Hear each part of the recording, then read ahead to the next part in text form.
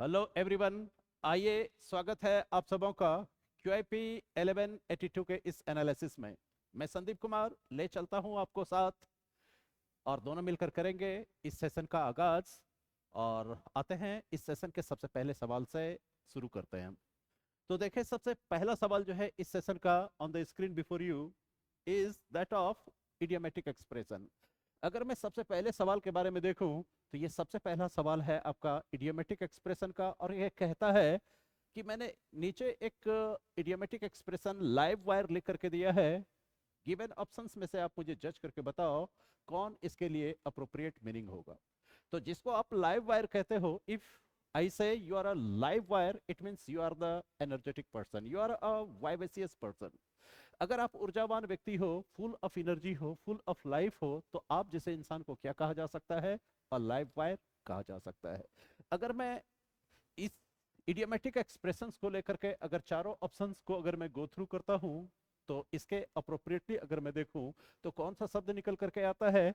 तो यहां पर देखो, अ वेरी एक्टिव और energetic person, it means your answer is C. चलो आते हैं क्वेश्चन नंबर 77 की तरफ। अब अगर मैं चलूं क्वेश्चन नंबर 77 की तरफ चलूं, तो आप इसमें देखोगे 77 नंबर का क्वेश्चन कहता है कि आपको क्या करना है? अप्रोप्रिएट सिनोनिमस शब्द का प्रयोग करना है। तो सिनोनिमस मतलब क्या हुआ? The word having similar in the meaning. तो समान अर्थ वाले शब्द चाहिए मुझे। तो सबसे पहले जानना होगा डिराइड का मतलब क्या होता है। अगर मैं डिराइड के बारे में बात करूं, तो if you deride at someone, it means you laugh at someone. अगर मैं कहता हूं कि आप किसी का मजाक उड़ाते हो, तो मैं क्या सेंटेंस यूज करूंगा? यू।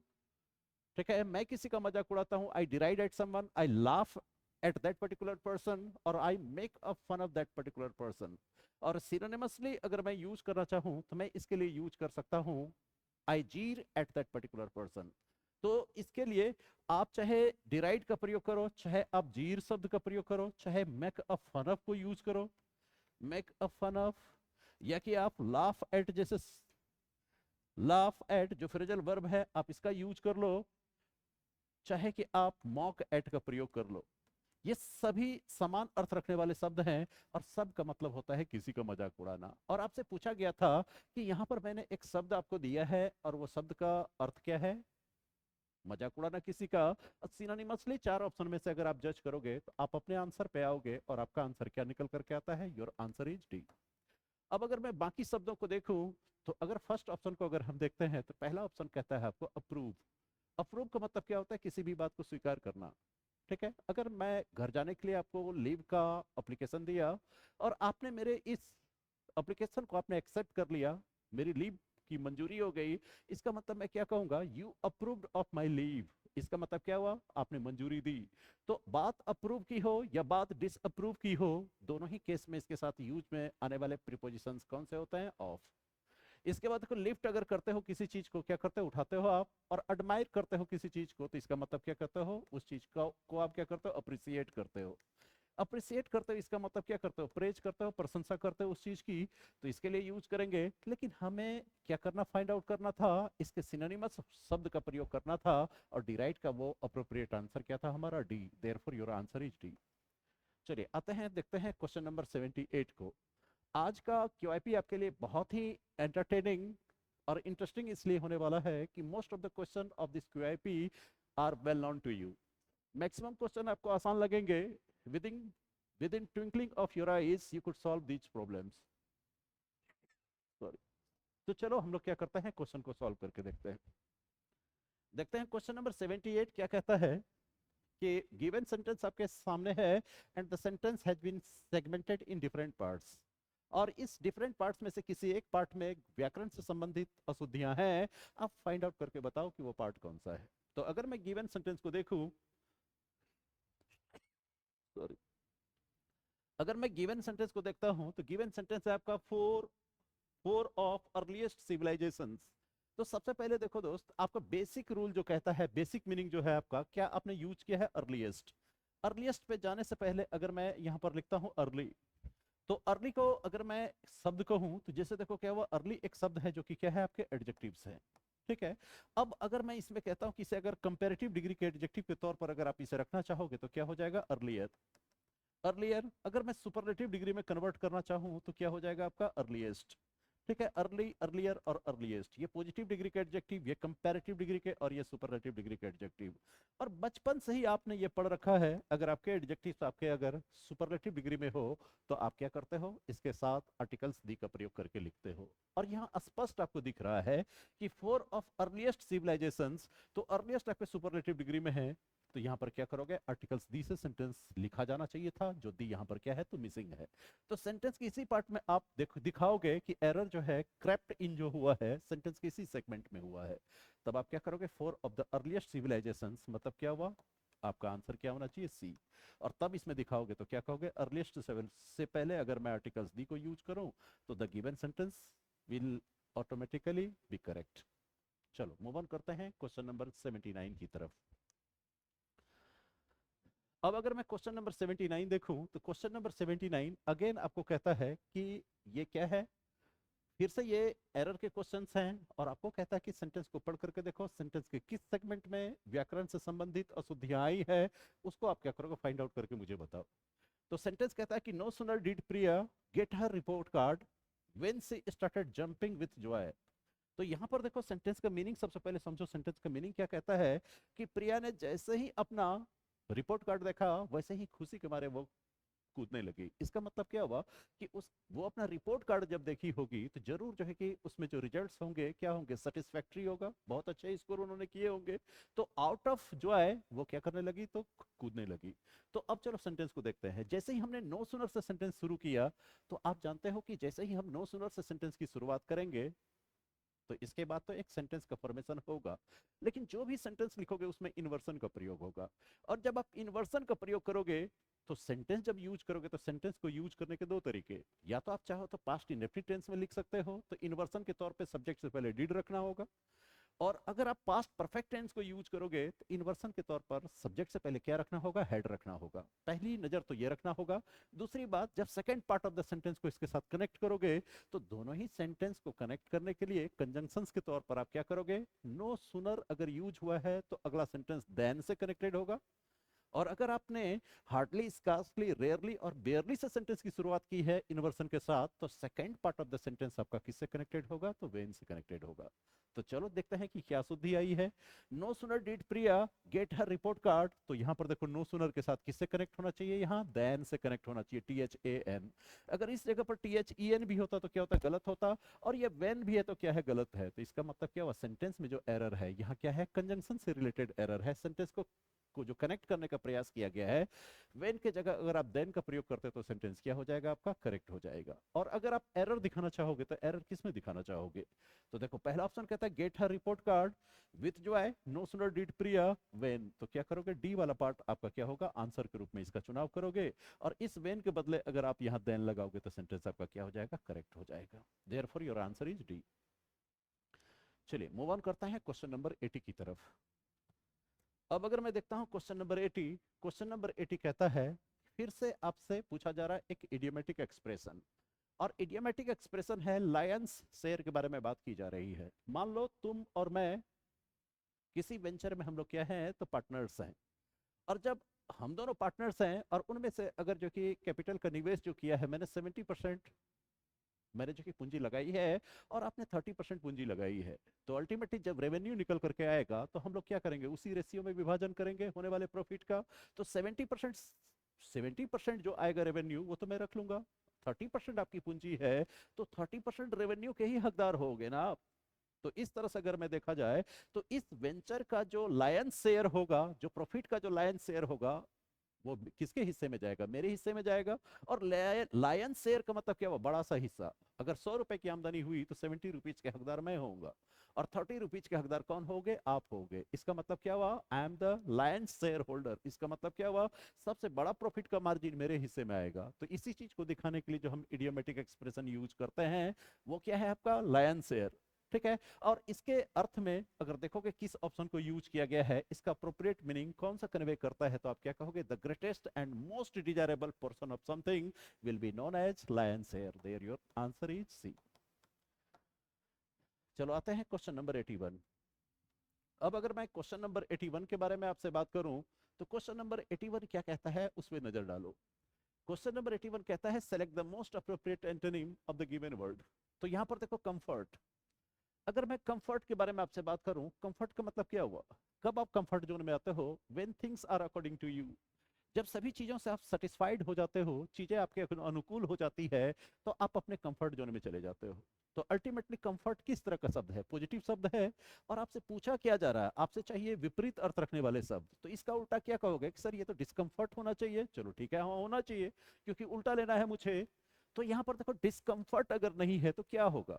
अगर आप कंफर्ट लेवल में हो, कंफर्टेबल फील करते हो, इसका मतलब क्या हुआ? There is a feeling of contentment in you, आप में क्या है? संतुष्टि के भाव है। और जैसे ही चीजें आपके विपरीत होंगी तो क्या हो जाएगा? संतोष के भाव नहीं होंगे, असंतोष के भाव होंगे। तो अगर आपका डिस्कंफर्ट नहीं दिया है ऑप्शंस में तो क्या दे सकता है? तो क्या कहोगे कि सर अगर तब तो मैं क्या करूंगा? कंटेंटमेंट आपका पॉजिटिव शब्द है, इसके साथ नेगेटिव प्रीफिक्स अगर मैं डिस लगा देता हूं तो ये क्या होगा? नेगेटिव शब्द बन जाएगा। तो इसका मतलब क्या हुआ कि पॉजिटिव शब्द ये पहले से है, इसका नेगेटिव शब्द ये हो गया आपका एंटोनिमस। लेकिन लग्जरी के बारे में बात करूं, इंजॉयमेंट के बारे में बात करूं और हैप्पीनेस के बारे में बात करूं, तो ये तीनों शब्द आपके पॉजिटिव सेट ऑफ मीनिंग लेकर के आता है। तो पॉजिटिव वर्ड का कभी भी एंटोनिमस वर्ड लोगे तो क्या लोगे? आप अपोजिट ही लोगे। पॉजिटिव शब्द का उल्टा क्या होगा? नेगेटिव ही होगा। कंफर्ट का उल्टा क्या होगा? डिस्कंफर्ट होगा। कंटेंटमेंट का उल्टा क्या होगा? डिसकंटेंटमेंट होगा। तो क्या करोगे कि इसीलिए आप अपना आंसर का चुनाव करोगे तो आपके आंसर क्या होने चाहिए? डी होने चाहिए। चलो अब अगर हम क्या करते हैं कि मूव ऑन करते हैं नेक्स्ट क्वेश्चन की तरफ। और नेक्स्ट क्वेश्चन है आपका क्वेश्चन नंबर 82। अब अगर मैं क्वेश्चन नंबर 82 को देखूं तो क्वेश्चन नंबर 82 क्या कहता है? चलो इस पे नजर डालते हैं। क्वेश्चन नंबर 82 कहता है select the option that expresses the given sentence in the reported speech. ठीक है, sentence in the reported speech. तो चलो यहाँ पर क्या करना है कि ये डायरेक्ट नरेशन के अगर ये क्वेश्चन होंगे तो हमें किस में कन्वर्ट करना होगा? इनडायरेक्ट में। अगर ये इनडायरेक्ट का होगा तो हमें कन्वर्जन किस तरफ करना होगा? डायरेक्ट में करना होगा। तो चलो देखते हैं यहाँ क्या कहता है। द पुलिसमैन सेड, पुलिसमैन ने कहा, it is clear that this is the work of a professional robber. तो यहाँ पर देखो क्या किया गया कि यहाँ रिपोर्टिंग वर्ब लिखने के बाद कॉमा से अलग किया गया है और इसके बाद इन्वर्टेड कॉमा से क्या किया गया है? स्टेटमेंट को इनक्लोज किया गया है। इसका मतलब गिवन सेंटेंस आपका डायरेक्ट नरेशन में बना हुआ है और आपसे एक्सपेक्ट कर रहा है कि आप मुझे इनडायरेक्ट नरेशन में आप मुझे फॉर्म करके दीजिए। तो सबसे पहले देखिए यहाँ पर क्या है? It is clear that this is the work of a professional robber. इसका मतलब रिपोर्टेड स्पीच में ये यूज किया गया सेंटेंस ये किसका है? असर्टिव सेंटेंस है।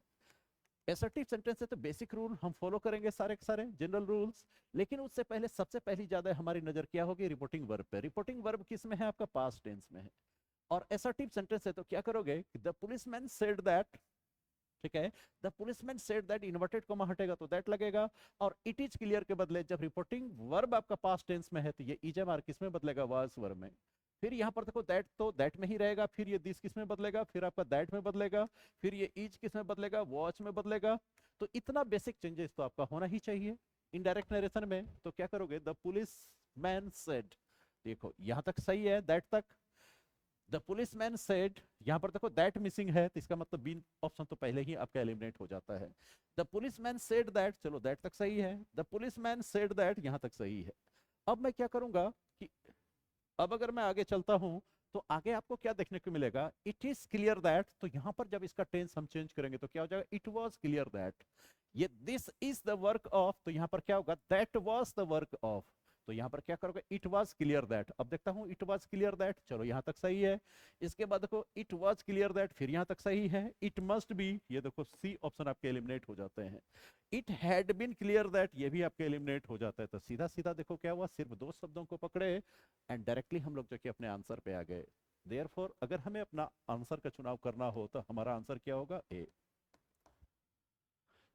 चलिए अब आते हैं हम लोग देखते हैं क्वेश्चन नंबर 83 की तरफ। अब अगर चले हम क्वेश्चन नंबर 83 की तरफ तो क्वेश्चन नंबर 83 क्या कहता है कि जो आपका गिवन इंस्ट्रक्शन है, गिवन इंस्ट्रक्शन कहता है आपको वन वर्ड सब्स्टिट्यूशन, मतलब कि अनेक शब्दों के लिए एक शब्द का चयन करें।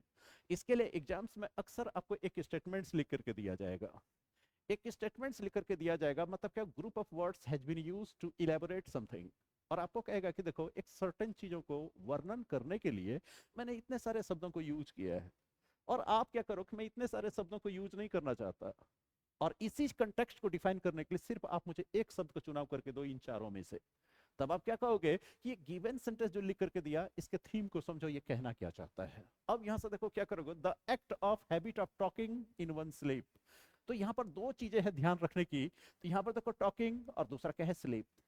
तो कई बार देखोगे कि आपके साथ कोई बंदा सोया हुआ है और नींद में अक्सर देखोगे कि वो बातें करता है।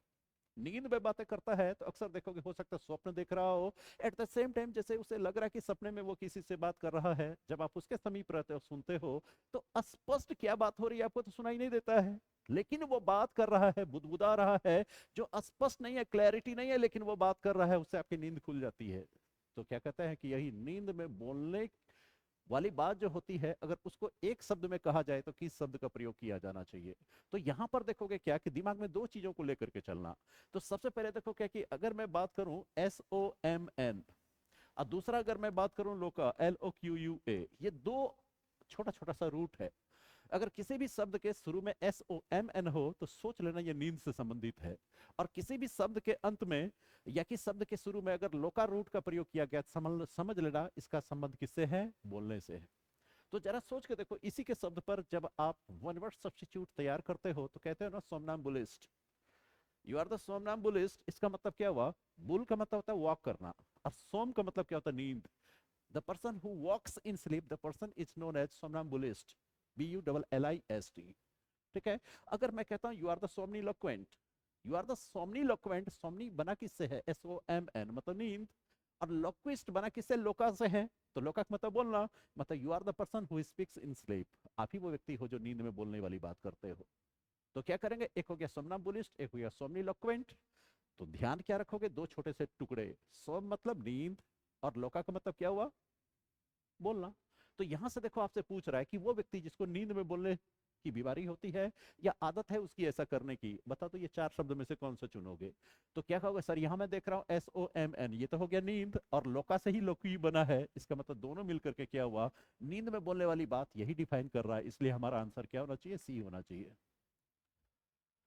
अब अगर मैं बाकी शब्दों को देखूं तो बाकी शब्दों को देखूं तो यहां पर देखो क्या कहता है। अब यहां पर देखता हूं प्रोलॉग। प्रोलॉग को हिंदी में कहते हैं प्रस्तावना। प्रस्तावना, जैसे देखो कभी भी आप किसी भी बुक को उठाते हो तो शुरुआत में लेखक क्या करता है, वो प्रीफेस लिखता है, प्रस्तावना लिखता है, इस किताब को लिखने का मकसद क्या है, इस पोएम को लिखने का मकसद क्या है। तो कवि या लेखक क्या करते हैं, शुरू में अपने मन की बात क्या करता है, रीडर्स के समक्ष रखते हैं। दो शब्द, इसी को हम लोग फॉरवर्ड भी कहते हैं, इसी को प्रीफेस भी कहते हैं, इसी को हम लोग प्रोलॉग भी कहते हैं। तो ये क्या हुआ, हिंदी में इसको क्या कहता है, प्रस्तावना। अगर मैं यहाँ पर देखो लिखा हूं मोनोलॉग, मोनो का मतलब तो आपको पता है कि मोनो का मतलब क्या होता है, एक।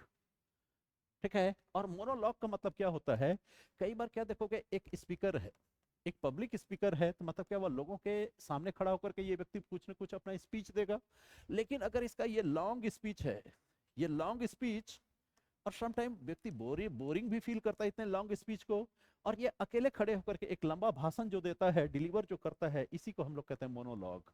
तो हमने लोक्विस्ट आप जान गए। इसके बाद देखिए क्या हुआ कि इसके बाद देखिए फिर आपका है सोलिलॉक्वी। सोलिलॉक्वी, इसका मतलब क्या हुआ, कई बार क्या होता है, सोली सोली से ही आप देखते हो क्या कि रिलेट करते हो, सॉलिट्यूड, सॉलिट्यूड का मतलब अकेलापन। कई बार क्या होता है कि अकेले में होते हो आप, और अकेले में होते हो तरह तरह की बात अपने आप से कर रहे हो, बोल बोल के कर रहे हो। कई बार क्या होता है, नाटक वगैरह में देखते हो, सिनेमा में देखते हो कि जो कि वो क्या करता है, नायक घूम भी रहा है, वो बोलता है आखिर मैंने इस सिचुएशन में ऐसा क्यों किया, मेरे में क्या कमी थी, उसने मुझे क्यों रिजेक्ट कर दिया, मेरे साथ आखिर ऐसा क्यों होता है, मेरे साथ आखिर बार बार क्यों होता है। Actually there is none before the actor. ठीक है। अब यहाँ पर देखो क्या हुआ कि जबकि वो इस तरह की हरकत कर रहा है, अपने आप से वो बातें कर रहा है, एक सिचुएशन को डिफाइन कर रहा है, बोल रहा है जैसे कि उसके सामने कोई व्यक्ति हो जिससे वो बात कर रहा है। लेकिन सच्चाई ये है कि उसके सामने कोई बात करने के लिए होता नहीं है, तो होता करते क्या हो, अपने आप से बातें करते हो। तो इसी को कहता है सॉलिलॉक्वी। ये आपको ड्रामा में भी देखने को मिलेगा, सिनेमाओं में भी एक्टर को ऐसा बोलते हुए सुनोगे। इसी को हम लोग क्या कहते हैं, इसी को कहते हैं सॉलिलॉक्वी। ठीक है। तो चलो बाकी सभी शब्दों का एनालिसिस हम लोगों ने कर लिया। ठीक इसी तरह से हम लोग क्या करते हैं, चलिए आगे बढ़ते हैं, देखते हैं अगला क्वेश्चन कौन सा है हमारी स्क्रीन पे। तो चलिए आते हैं क्वेश्चन नंबर 84। अब अगर मैं देखूं क्वेश्चन नंबर 84 को, तो ये आपसे पूछ रहा है विपरीत अर्थ रखने वाले शब्द का चयन करें। तो विपरीत अर्थ किसका, कंसीटेड का। और कंसीटेड पर्सन कौन सा होता है, कंसीटेड पर्सन क्या होता है, अहंकारी, घमंड से भरे हुए व्यक्ति को क्या कहते हो, अहंकारी व्यक्ति कहते हो। और जो जिस व्यक्ति में अहंकार आ जाएगा तो उसमें क्या सुपीरियर की फीलिंग अपने आप में ही होगी। जब खुद में सुपीरियर की भावना होगी तो सामने वाले को वो अपने से नीचा समझेगा, मतलब इन्फेरियर समझेगा। तो जरा सोच के देखो, जो कंसीटेड होगा वो व्यक्ति जो है क्या होगा, सुपीरियर की फीलिंग लिए चलेगा। ठीक है, वेन का भी मतलब अहंकारी होता है, और प्राउड तो वो फील करेगा ही करेगा। तो इसका मतलब क्या हुआ, तीनों प्रॉपर्टीज अगर उस अहंकारी व्यक्ति से मैच करता है तो ये तीनों शब्द क्या होगा, इस कंसीटेड का सिनोनिम्स होगा ना। इसी के समान अर्थ वाले ये तीनों शब्द हो गए। लेकिन आपको जज किसको करना था, इसके विपरीत अर्थ रखने वाले, क्योंकि यहाँ पूछ क्या रहा है आपसे, एंटोनिम्स। तो इसका मतलब जो व्यक्ति अहंकारी है, जो व्यक्ति क्या करता है, दूसरे के साथ रूडली पेश आता है, जो समझता है मैं ही मैं हूं, दूसरा कोई नहीं। ठीक है, तो ऐसे व्यक्ति में क्या होगा कि आपको जो है कि इसमें मॉडेस्टी नहीं देखने को मिलेगा, ये व्यक्ति इमोडेस्ट हो जाएगा, उदंड हो जाएगा। इसका जस्ट उल्टा लोगे तो क्या हो जाएगा, आपका मॉडेस्ट हो जाएगा। Therefore your answer is a. चलो आते हैं क्वेश्चन नंबर 85। अब अगर मैं देखूं क्वेश्चन नंबर 85 को, तो देखो क्वेश्चन नंबर 85 क्या कहता है कि select the option that expresses the given sentence in the passive voice. Active voice के सेंटेंस आपको दिए गए हैं। सेंटेंस को पढ़ करके, टेंस को जज करके, बेसिक रूल्स को फॉलो करते हुए आप एक्टिव टू पैसिव फॉर्म कर दो। और फॉर्म जब मन ही मन कर लोगे तो चार ऑप्शन में देखो कि सही सही कौन सा वाला ऑप्शन है। तो चलो देखते हैं गिवन सेंटेंस आपको क्या कहता है। The boys cricket ball broke the neighbours window. तो यहां पर देखो क्या हुआ, उस लड़के की क्रिकेट बॉल ने तोड़ दिया पड़ोसी का विंडो। हो सकता है कांच का विंडो होगा। तो यहां से देखो क्या हुआ, ये वाक्य का सब्जेक्ट, ये ब्रोक क्या है, वर्ब का सेकंड फॉर्म, और ये नेबर्स विंडो क्या हुआ, ऑब्जेक्ट। तो एक्टिव टू पैसिव करने के लिए आपको सिर्फ तीन चीजों पे नजर होनी चाहिए, सब्जेक्ट, वर्ब और ऑब्जेक्ट।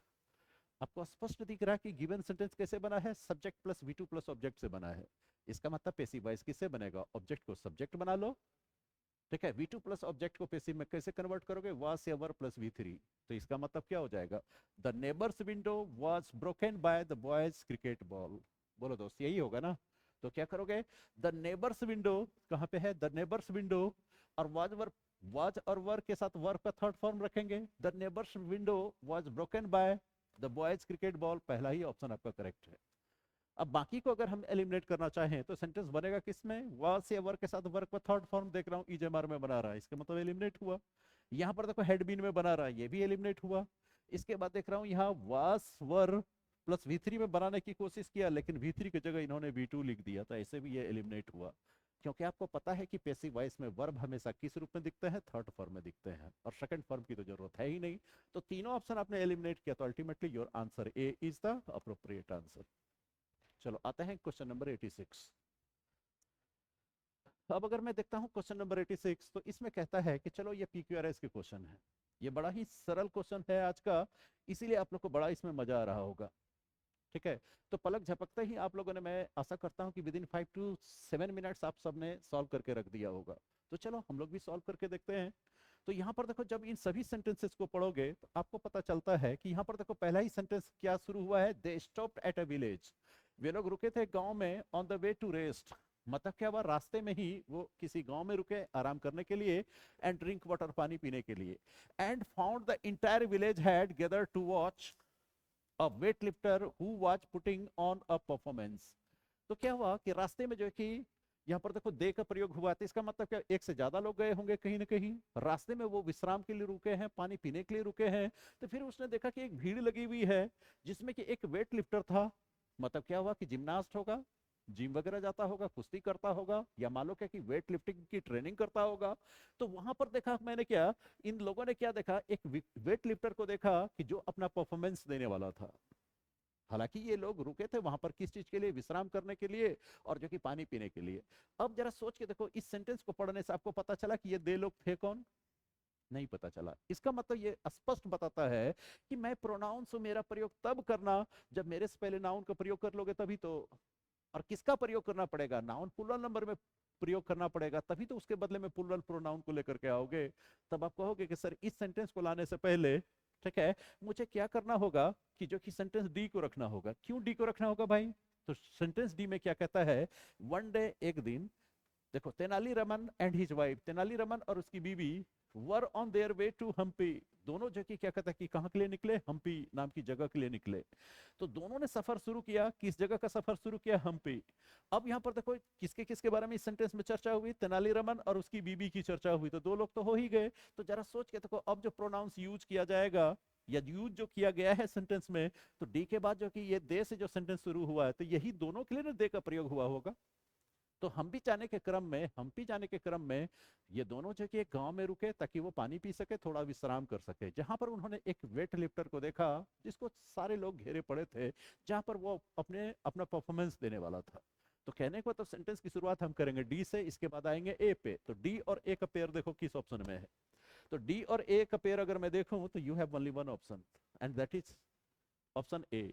इसके बाद सीबी को पढ़ के भी देख लो, तो क्या करोगे कि दोनों रुके और जहां पर उन्होंने क्या देखा कि जो कि पूरा का पूरा गांव जो है कि एक वेट लिफ्टर को घेरा हुआ था जो अपना परफॉर्मेंस देने वाला था। ठीक है, अब इसके बाद देखिए क्या हुआ, with his big arms, weight lifter के बारे में अगर आप डिस्क्रिप्शन दीजिएगा तो आप क्या कहिएगा कि उसका देखो क्या है, उसके बड़े बड़े आर्म्स थे एंड बल्जिंग मसल्स। ठीक है, and he picked up 20 kg bag of rice with ease. मतलब कि अच्छा जो कि क्या कहता क्या उसका बाइसेप्स ट्राइसेप्स वगैरह देखने लायक था। उसने 20 केजी के बैग को जो कि बड़ी आसानी से उठा लिया, बिना किसी परेशानी के बड़े आराम से उठा लिया। और ये बात देख करके Tenaliraman was very impressed and exclaimed you are very strong. ये बात देख करके तेनालीरामन जो है बहुत इंप्रेस हुआ और कहा वाकई तुम बहुत मजबूत इंसान हो। तो जरा सोच के देखिए, इसके बाद क्या करोगे, सी को लोगे और इसके बाद फिर क्या करोगे, इसके बाद बी को लोगे। तो यहाँ पर देखो क्या हुआ, D A C B, D A C B, और आपके ऑप्शन ए में ये ऑलरेडी मेंशन है। चलिए आते हैं क्वेश्चन नंबर 87। अब अगर मैं देखूं क्वेश्चन नंबर 87 को, तो क्वेश्चन नंबर 87 आपका कहता है कि select the most appropriate option to substitute the underlined segment in the given sentence. ठीक है, तो अब देखो क्या कहता है कि सेंटेंस कहता है कि Suresh has only been working here since 1 month. यहाँ पर देखो ये तो सबसे आसान क्वेश्चन है, मैंने कहा था ना सबसे आसान है, क्योंकि 1 मंथ है, यहाँ पीरियड ऑफ टाइम की बात हो रही है। यहाँ पीरियड ऑफ टाइम की बात हो रही है और पीरियड ऑफ टाइम के लिए आप क्या करते हो, फोर का इस्तेमाल करते हो आप। अगर पॉइंट ऑफ टाइम का जिक्र होता तभी तो आप सिंस का यूज करते हैं ना, पॉइंट ऑफ टाइम का जिक्र होता तब हम सिंस का प्रयोग करते हैं। यहाँ 1 मंथ की जगह जनवरी हो जाता, फरवरी हो जाता, मार्च अप्रैल मई जून जुलाई, तो फिर हम सिंस रखते हैं। लेकिन किस एक महीने से बात हो रही तो नहीं पता, इसका मतलब सिंस को यहाँ से रिप्लेस करके इसकी जगह पर फोर लिखो, सेंटेंस करेक्ट हो जाएगा। तो अगर आपको कहा जाए कि बता दो किसको हम किस पार्ट को अगर हमें सब्स्टिट्यूट करना होगा, तो हमें किसको करना होगा, डी को करना होगा। Therefore your answer is D. तो यहाँ सिंस 1 मंथ की जगह क्या लिखोगे, फॉर 1 मंथ। ठीक है, चलो सॉरी सॉरी सॉरी। तो सबसे पहले देखो ये कहता क्या है, इसीलिए देखोगे कि जल्दबाजी में गलत कदम नहीं उठाना है, पहले इंस्ट्रक्शन को ढंग से पढ़ लो। अभी अगर मैं रुकता नहीं तो अभी मेरे से गलती हो जाती। क्या गलती हो जाती, सेंटेंस क्या कहता, select the most appropriate option to substitute the underlined segment. अगर आपको लगता है कि इसमें गड़बड़ी है तो इसके बदले, इसी जगह पर इसके बदले चार में से किसको लोगे, लोगे तो उसी को जो सही है। तो ये तो गलत वाला नाम लोग ले रहे थे।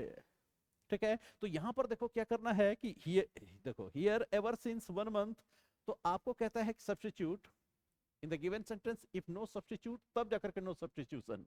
और इसके बाद आपसे पूछ क्या रहा है, option to substitute the underline segment, substitute करना है। तो ये तो सिंस ये गलत वाला है, लेकिन इसकी जगह मुझे सही वाला रखना होगा, तो क्या करेगा, हियर फॉर 1 मंथ।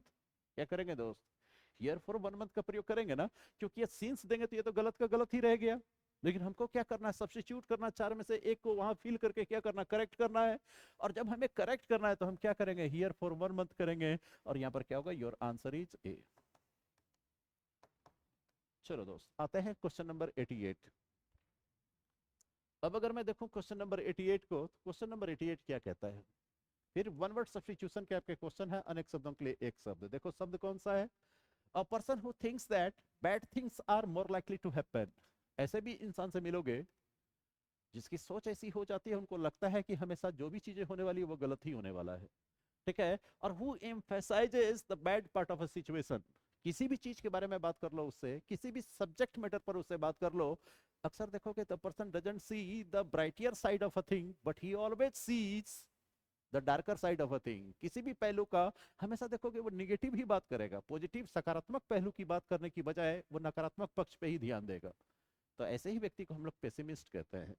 अगर व्यक्ति सकारात्मक बातें करेगा तो वो तो ऑप्टिमिस्ट हो जाएगा, जिसको आशावादी कहते हो, और जो हमेशा नेगेटिव बातें करेगा वो क्या हो जाएगा, निराशावादी, जिसको पेसिमिस्ट।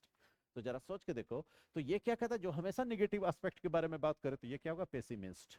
अब ये देखो मिसैंथ्रोपिस्ट, मिसैंथ्रोपिस्ट बना किससे है, मिस, जिस शब्द के शुरू में मिस रहे समझ लेना ये नेगेटिव वर्ड है। ठीक है, अब यहां पर देखो क्या है, एंथ्रोपोस्ट। ठीक है, मिसएंथ्रोपिस्ट, ठीक है, थ्रोपिस्ट बना किससे है, एंथ्रोपोस, एंथ्रोपोस से एंथ्रोपिस्ट बना।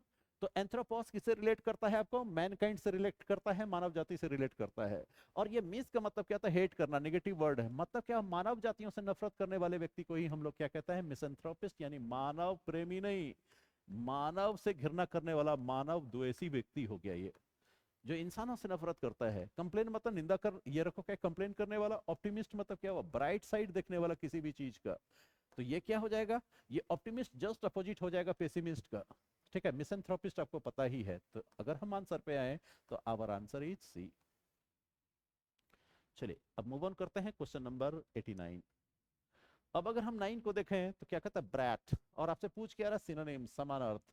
और ब्रैट का मतलब कहता है बिगड़ा हुआ बच्चा जो होता है, जो रूड होता है, ढीठ होता है, एरोगेंट, एरोगेंस लिए होता है, वो इमोडेस्ट जो बच्चा होता है, जो कहता है ना कि आपका बच्चा तो एक नंबर का बिगड़ेल है, तो इसी को हम लोग कहते हैं ब्रैट। ब्रैट का मतलब कहता है स्पॉइल्ड चाइल्ड। तो स्पॉइल्ड चाइल्ड के बारे में बात करेंगे तो ये है बिगड़ा हुआ बच्चा। वाइज मैन तो बुद्धिमान होता है, रिच पर्सन धनी व्यक्ति, और प्लम्प लेडी, ये देखो बड़ा अच्छा शब्द है, आप युवाओं को काम पड़ेगा, जरूरत पड़ेगी। क्योंकि कभी भी किसी भी महिला की जब तारीफ करोगे, अगर उसको डायरेक्टली बोलोगे कि जो कि कहता है कि मोटी लग रही हो, भैंस लग रही हो, तो वो ऑफेंडेड फील करेगी, और हो सकता है कि आपके प्रति मन में जो कि नफरत के भाव पाल ले। और अगर उसी औरत को, अगर आप जो मोटी लग तो रही है, लेकिन कहते हैं ना कि हार शब्दों से भी यूज नहीं करेंगे, प्लम्पी लेडी जिसको आप कहते हो ना, अगर आप कहते हो प्लम्प लेडी, प्लम्प लेडी का मतलब गोल मटोल औरत। और गोल मटोल मतलब क्या, मोटी तो वो है, इस बात की श्योरिटी तो है, लेकिन उतनी मोटी नहीं है कि आपको खराब लगे। अगर व्यक्ति मोटा है, ठीक है, मेरे पेट दिख रहे हैं, इसका मतलब इतना भी बड़ा तो नहीं है कि मुझे देख करके आपको उल्टी आ जाती है, मुझे देख करके रास्ता छोड़ देते हो आप। मतलब उतना मोटापा जितना आपकी पर्सनैलिटी को सूट करता है, उसी को हम लोग क्या कहेंगे, प्लम्प लेडी। ठीक है, मोटी तो है लेकिन प्लीजेंटली वो फैट है। ठीक है, अनप्लीजेंटली फैट नहीं है, बल्कि वो क्या है, प्लीजेंटली फैट है। उसी के लिए हम यूज करते हैं इस शब्द को, क्या बोलते हैं, प्लम्प लेडी। तो अगर हम आंसर पे आए तो हमारा आंसर क्या निकल करके आया, बी। चलो आते हैं क्वेश्चन नंबर 90।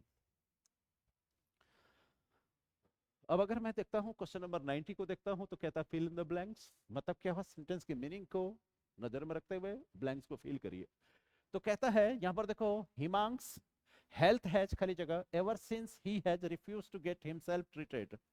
जरा सोच के देखो क्या हुआ कि एक इंसान है, उसका स्वास्थ्य दिन ब दिन गिरना शुरू हो गया।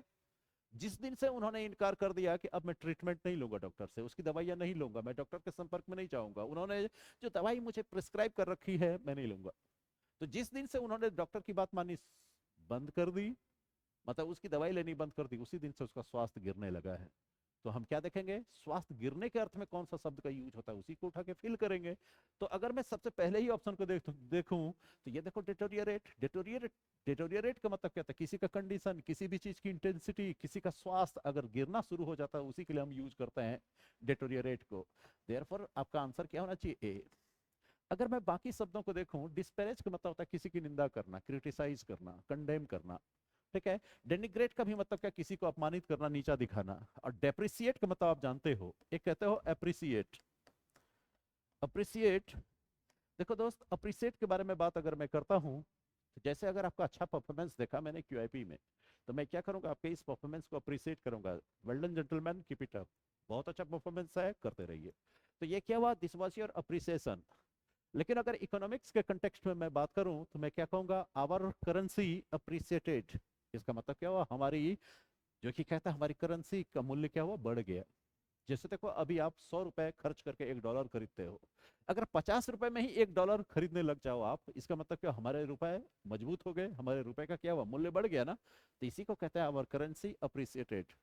अगर मान लो 100 रुपए की जगह 150 रुपए आप अदा करोगे तब $1 खरीद पाओगे, it means your value of the money, मतलब क्या हुआ, योर मनी डेप्रिसिएटेड। मूल्य उसका अगर गिर गया तो उसी को क्या कहते हैं, डेप्रिसिएशन। ठीक है, तो यहां पर क्या करोगे, अप्रिसिएशन डेप्रिसिएशन उसी कंटेक्स्ट में यूज करोगे तो ज्यादा अच्छा रहेगा। और डेनिग्रेट का मतलब तो आप समझते हो किसी को अपमानित करना, तो इसीलिए आंसर पे आओगे तो आंसर क्या है आपका, ए।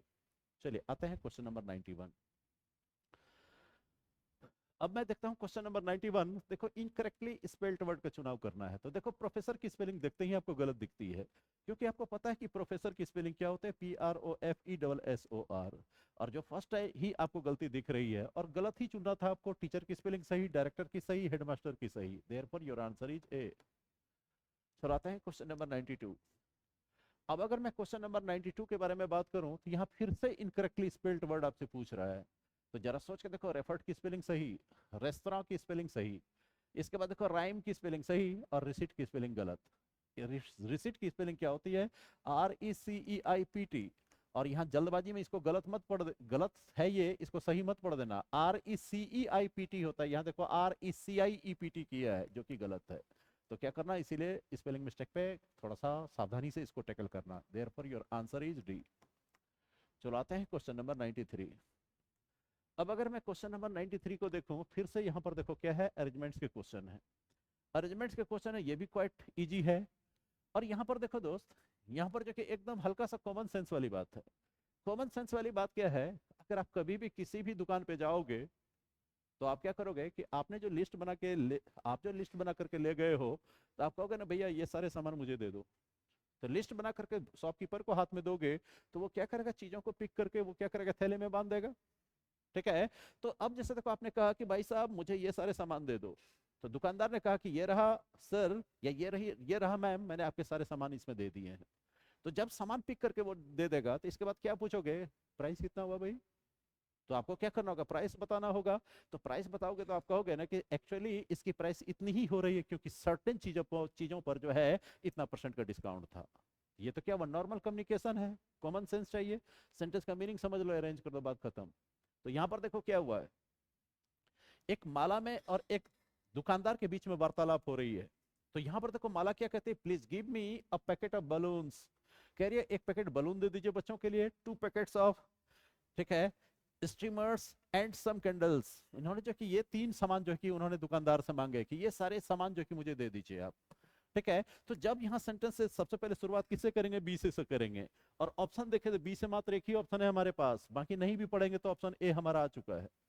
लेकिन अगर आप अरेंज करना चाहो कर लो। तो क्या कहा, माला ने ये कहा कि मुझे ये सारे सामान दो। ठीक है। तो अब शॉपकीपर क्या बोलेगा कि यहाँ रहा मैम। शॉपकीपर कहता है here I have packed them all, यहाँ मैंने सब पैक कर दिया मैम। ठीक है। तो अब जरा सोच के देखिए, अब बारी माला की होगी, कितना हुआ भैया, कितना पेमेंट करूं मैं। तो यहाँ माला क्या कहेगी, how much do I need to pay, मुझे कितना पे करना चाहिए, जरूरत है इन सामानों के अगेंस्ट में पे करने की।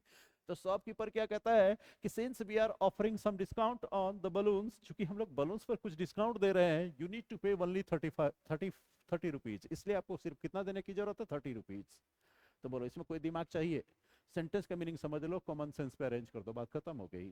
तो सेंटेंस की शुरुआत किससे होगी, बी से, ऑलरेडी आप आ चुके हैं, therefore your answer is a. I hope चीजें आपको क्लियर हो रही होंगी। आइए आते हैं क्वेश्चन नंबर 94 पे। अब अगर मैं यहाँ क्वेश्चन नंबर 94 को देखूं तो use your logical thinking for, आप अपने लॉजिकल थिंकिंग वाला अप्रोच को अपनाइए, किस बात के लिए। ठीक है। Decisions today as you will certainly succeed, आप क्या करोगे कि आपको किस चीज के डिसीजंस के लिए, जो कि क्रिटिकल थिंकिंग को, ये देखो क्या कि लॉजिकल थिंकिंग को अपनाने की बात कर रहा है, ताकि जो कि आप क्या करोगे, आज इस तरह के अहम फैसले लोगे और आगे जो कि इसी के बेस पे आप क्या करोगे, श्योर ही जो कि आप सफल हो जाओगे। तो यहाँ पर क्या करोगे कि कहोगे कि सर यहाँ मैं क्रिटिकल को यूज करूंगा। और क्रिटिकल को यूज करूंगा तो क्रिटिकल का यहाँ मतलब क्या होगा, इंपॉर्टेंट डिसीजन। यहाँ क्रिटिकल का प्रयोग किस अर्थ में किया जा रहा है, इंपॉर्टेंट डिसीजन।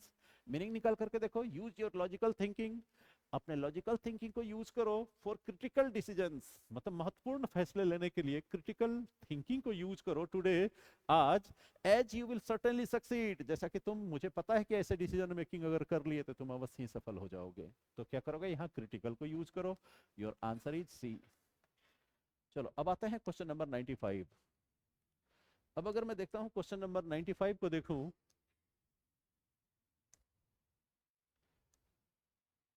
ठीक है, क्वेश्चन नंबर 95। क्वेश्चन नंबर 95 कहता है कि select the most appropriate option to substitute the underline segment in the given sentence, if no substitution is required select no substitution. ठीक है। तो अब यहां पर देखिए क्या कहता है कि अब ये देखो, कहता है कि ये बताओ कि इसमें सब्स्टिट्यूशन की जरूरत है कि नहीं। With magnifying glass we can observe how minute insects like ants behave. क्या कहता है कि मैग्नीफाइंग ग्लास, आप देखते हो कि मैग्नीफाइंग ग्लास इस तरह का लेकर के लोग क्या करता है, छोटे से छोटे जीव जंतु को देखने का प्रयास करते हो कि देखते हैं छोटे छोटे जीव दिखते कैसे हैं, किस तरह से बिहेव करते हैं। ठीक है, तो जरा सोच के देखो, ये छोटा सा जो आप मैग्नीफाइंग ग्लास लोगे, देखोगे इस तरह का मैग्नीफाइंग ग्लास होता है जिसका यहीं पर सिर्फ आपको क्या लगा हुआ रहेगा, लेंस लगा हुआ रहेगा, और ऐसे देखोगे कि ये छोटी सी चींटी मुझे दिखती कैसी है। तो क्या कहता है कि यहाँ पर ग्लासेस के बारे में बात नहीं रहो, ग्लासेस होता तो जैसे देखो चश्मा का दो ये पार्ट, इसको आप ग्लासेस कहोगे। लेकिन अगर मैं सिर्फ ग्लास कर रहा हूँ तो इसका मतलब मैं सिर्फ एक पार्ट के बारे में बात कर रहा हूँ, उसको किस तरह से ट्रीट करोगे, काउंटेबल में ट्रीट करोगे तो क्या हुआ कि वो मैग्नीफाइंग ग्लास, तो जब काउंटेबल में दिखा रहे हो तो एन का भी तो प्रयोग करोगे। और अगर उस तरह से प्रयोग नहीं करोगे तो ग्लास का मतलब कांच हो जाएगा। ठीक है, आप कांच की मदद से नहीं देखते हो, बल्कि एक फ्रेम में फिट किया हुआ सिंगल पीस ऑफ वो ग्लास होता है, उसी की मदद से आप देखते हो। मैग्नीफाइंग ग्लास होता है जो देखते हो तो बड़ा करके वो साइज में आपको दिखाता है। ठीक है, छोटे छोटे जीव जंतु को बड़ा करके दिखाने में काम लाते हो उसे आप। तो इसीलिए क्या करोगे कि यहाँ पर ग्लास का मतलब क्या है, ग्लास का मतलब कांच नहीं है, ग्लास का मतलब क्या है, magnifying glass, a particular kind of glass, जिसको जो कि चीजों को बड़ा करके दिखाने में यूज किया जाता है। तो यहाँ ग्लास काउंटेबल के तौर पर यूज किया गया है, इसीलिए इसके अकॉर्डिंग यहाँ पर क्या होना चाहिए, आर्टिकल्स ए एन का प्रयोग होना चाहिए। अगर इसको हम सब्स्टिट्यूट करना चाहें तो इसको हटा करके इसकी जगह पर हम डी को रखेंगे, तब आपका आंसर करेक्ट होगा, सेंटेंस करेक्ट होगा, therefore your answer should be D. चलो अब आते हैं लास्ट सेट ऑफ क्वेश्चंस। अगर हम लास्ट सेट ऑफ क्वेश्चंस को देखें तो ये भी क्वाइट इजी है। क्वाइट इजी क्यों, इसलिए क्योंकि यहाँ पर देखो टूरिज्म इज वन, तो यहाँ पर देखो क्या हुआ, ये एक्सप्रेशन वन ऑफ का प्रयोग जब करते हो तो इसके बाद क्या होता है, वन ऑफ के बाद आने वाला नंबर, आने वाला नाउन क्या होता है, प्लूरल नंबर में होता है। अगर एडजेक्टिव का प्रयोग होता है तो इससे पहले जो कि सुपरलेटिव डिग्री के एडजेक्टिव्स यूज होते हैं, और सुपरलेटिव डिग्री के एडजेक्टिव्स दी का प्रयोग यूज होगा ही होगा। इसका मतलब वन के साथ आपका प्रयोग करेंगे, काम खत्म। सेंटेंस को हमने पढ़ा भी नहीं, मीनिंग समझा भी नहीं, सिर्फ स्ट्रक्चर देकर करके फील कर दो। इसके बाद देखिए फिर पहला वाला ये काम कर दिया हमने, दूसरा वाला देखो। अगर हम दूसरे वाले के बारे में बात करेंगे तो यहाँ तो ऑफ का प्रयोग कर लिया। इसके बाद देखो tourism is one of the biggest businesses, मतलब क्या हुआ, सबसे बड़े बिजनेसेस में से एक है टूरिज्म इन द वर्ल्ड, पूरे विश्व में। जनरेटिंग, अब यहाँ पर देखोगा 20 मिलियन जॉब्स, जो कि आज जो कि अगर रोजगार की रचना कर रहा था, करीब करीब 10 करोड़ रोजगार अकेले जो कि क्या कर रहा है कि सृजन कर रहा है इस चीज का। तो यहाँ पर क्या करोगे, या तो एग्जैक्ट वैल्यू लोगे या तो अप्रोक्सीमेट वैल्यू लोगे, और जो भी लोगे आप वैल्यू को दिखाना चाहोगे तो क्या करोगे, या तो अप्रोक्सीमेट, या तो अबाउट, या तो अप्रोक्सीमेटली 20 मिलियन जॉब्स, या नहीं तो आप क्या करोगे, कम से कम 20 करोड़ जॉब जो है कि क्या कहते हैं ये अकेला टूरिज्म इंडस्ट्री हमें देता है। तो ये ना आपको एटमोस्ट चाहिए, ना एटमच चाहिए, ना आपको एट लास्ट चाहिए, ना क्रम तो हमें दिखाना नहीं है, मतलब एट लीस्ट, कम से कम ये कितना जो कि रोजगार हमें मुहैया करवाता है। तो पहले में आपने क्या कहा, ऑफ, दूसरे में क्या कहा, एटलीस्ट। एटलीस्ट 10 करोड़ जॉब आपको प्रोवाइड करता है। इसके बाद देखिए, अब अगर थर्ड में चलूं, तो अगर थर्ड के बारे में बात करोगे, यहां देखो कंट्रीज, कंट्रीज है, नाउन क्या है, प्लूरल नंबर में है, काउंटेबल में प्लूरल नंबर में नाउन है। अब यहां तक द इकोनॉमीज ऑफ द, अब यहां पर देखिए कंट्रीज प्लूरल नंबर में है, तो यहां पर क्या चाहिए, अगर एडजेक्टिव का सिलेक्शन करेंगे तो ऐसा एडजेक्टिव हो जो नंबर का सूचक हो, जिसके बाद नाउन क्या होना चाहिए, प्लूरल नंबर में होना चाहिए। तो ऑप्शन देखो, ये क्वांटिटी के लिए यूज होता है, ये भी क्वांटिटी के लिए यूज होता है, ये भी क्वांटिटी के लिए, तो मैनी का ही प्रयोग होगा ना प्लूरल के लिए। तो यहाँ तो हम आंसर ही नहीं देखेंगे, यहाँ पर क्या करेंगे, सेंटेंस का मीनिंग नहीं भी देखें तब भी आप कंट्रीज से पहले क्या लगा दोगे, मैनी का प्रयोग कर दोगे ना, मैनी कंट्रीज। आप सेंटेंस का मीनिंग भी समझ लेते हैं। सेंटेंस का अगर मैं मीनिंग समझ लूं तो सेंटेंस का मीनिंग क्या निकल करके आएगा, देखो क्या कहता है, tourism is one of the biggest businesses in the world, generating, अब यहाँ पर क्या करोगे, generating at least, कम से कम ये कितना जॉब आपको जो कि जनरेट करके देता है, 20 करोड़ जॉब जो कि आपको सृजन करके देता है। It is vital for the economies, यह हमारी अर्थव्यवस्था के लिए बहुत ही जरूरी है, ऑफ द मैनी कंट्रीज, मतलब विभिन्न देशों की अर्थव्यवस्थाओं के लिए ये बहुत ही आवश्यक है, बहुत जरूरी है। तो यहाँ मैनी का प्रयोग कर लिया। ठीक है, the downside is that tourism is a major, खाली जगह, ऑफ क्लाइमेट चेंज। तो क्या होगा, दूसरी बात क्या है, इसका निगेटिव पहलू देखोगे तो ये क्लाइमेट चेंज का क्या कि बहुत बड़ा कारक बनता है। तो चौथे में देखो क्या ऑप्शन आपके पास अवेलेबल है। तो अगर मैं चौथे में देखूं, कॉन्ट्रैक्टर तो होगा नहीं, क्वांटिफायर तो होगा नहीं, ये देखो कंट्रीब्यूटर, इसकी वजह से जो है कि क्लाइमेट चेंज वाली स्थिति बढ़ती है। तो यहाँ पर क्या करोगे, कंट्रीब्यूट कर रहा है ये negatively, contributor of climate change. और जब कंट्रीब्यूटर ऑफ क्लाइमेट चेंज होगा तो यहाँ पर देखो क्या करोगे आप, पांचवें ऑप्शन में क्या करोगे, थ्रू द कार्बन, खाली जगह, इट कॉजेज, जरा सोच के देखो, जिसके माध्यम से क्लाइमेटिक कंडीशन चेंज होगा तो कार्बन का क्या होगा, एमिशन होगा। कार्बन क्या होगा कि निकलेगा बाहर। तब हम क्या करेंगे कि यहाँ कार्बन का एमिशन चाहिए, उत्सर्जन चाहिए, जो रेडियो एक्टिविटी में पढ़ते थे एमिशन। तो यहाँ पर क्या करेंगे, इसका एक ही निगेटिव एस्पेक्ट ये है क्लाइमेट चेंज। तो यहाँ पर क्या करें, ये जो कि बिगेस्ट कंट्रीब्यूटर हो जाता है क्लाइमेट चेंज का, ये करंट कंट्रीब्यूटर होता है। इसी की वजह से यहाँ देखो कार्बन क्या करता है, ये एमिट करता है। इसका क्या होता है, कार्बन एमिशन होता है इसी वजह से। तो यहाँ पर हम क्या करेंगे, यहाँ ओमिशन तो होता है, ये अपवाद हो गया। वेरिएशन मतलब बदलाव हो गया, ऑप्शन मतलब विकल्प हो गया। ये एमिशन चाहिए, therefore your answer should be D. ठीक है, तो यहाँ देखो कंट्रीब्यूटर हो गया, यहाँ एमिशन हो गया, यहाँ मैनी कंट्रीज हो गया। और यहाँ पर क्या किया आपने, एटलीस्ट शब्द का प्रयोग कर लिया, और tourism is one of the. इस तरह से हमने क्या किया, क्यूआईपी 1182 के सभी क्वेश्चंस को आपने और हमने मिलकर के एनालिसिस कर दिया। तो चलो इसी इंफॉर्मेशन के साथ आज की इस मुलाकात को विराम देते हैं, और एवरीडे इसी तरह हम आपसे मिलते रहेंगे और क्यूआईपी के सभी क्वेश्चंस को डिस्कस करते रहेंगे। चलो, good night everyone and pack here only.